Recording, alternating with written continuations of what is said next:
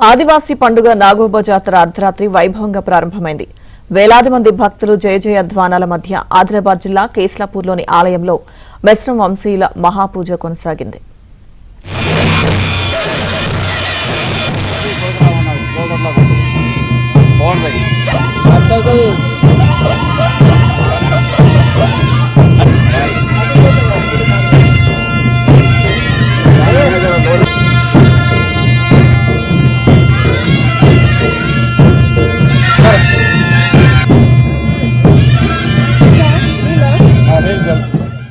గంగాజలంతో 4 రోజుల పాటు మర్రి చెట్ల దగ్గర బస చేసిన మెస్రం వంశీయులు అక్కడే సంప్రదాయ పూజలు చేశారు. మహాపూజలో భాగంగా వెలిగించిన దీపాలను వెదురు బుట్టలో పెట్టి శోభాయాత్రగా బయలుదేరారు. నాగోబా దేవత, సతీదేవత, బాందేవతలకు సంప్రదాయ పూజలు చేశారు.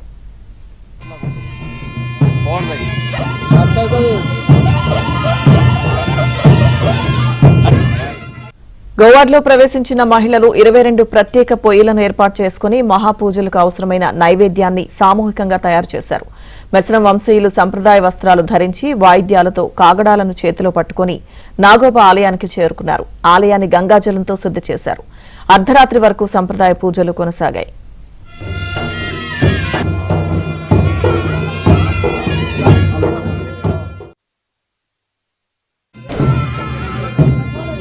భారతదేశంలో రెండో అతిపెద్ద గిరిజన జాతర నాగోబా జాతర ఈ రోజు నుంచి ప్రారంభించడం అయింది. ఈరోజు మహాపూజ అయిన తర్వాత మళ్ళీ ఈరోజు దర్శనం కూడా చేయడం జరిగింది, విజయవంతంగా చేయడం జరిగింది. ఇందాక ఈ కార్యక్రమంలో గౌరవ ఖానాపూర్ ఎమ్మెల్యే గారితో పాటు గౌరవ ఎస్పీ గారు, తర్వాత పిఓ గారు, గౌరవ బోత్ ఎమ్మెల్యే గారు, ఎమ్మెల్సీ గారు, ఇతర ప్రజాప్రతినిధులు అందరూ కూడా ఈరోజు చాలా ప్రశాంతంగా వాతావరణంలో ఇది చాలా పవిత్రమైన జాతర. మేస్రం వంశులు వారు సంబంధించిన నాగదేవత, నాగోబా దేవత సంబంధించిన పవిత్రమైన జాతర, చాలా పవిత్రమైన జాతర.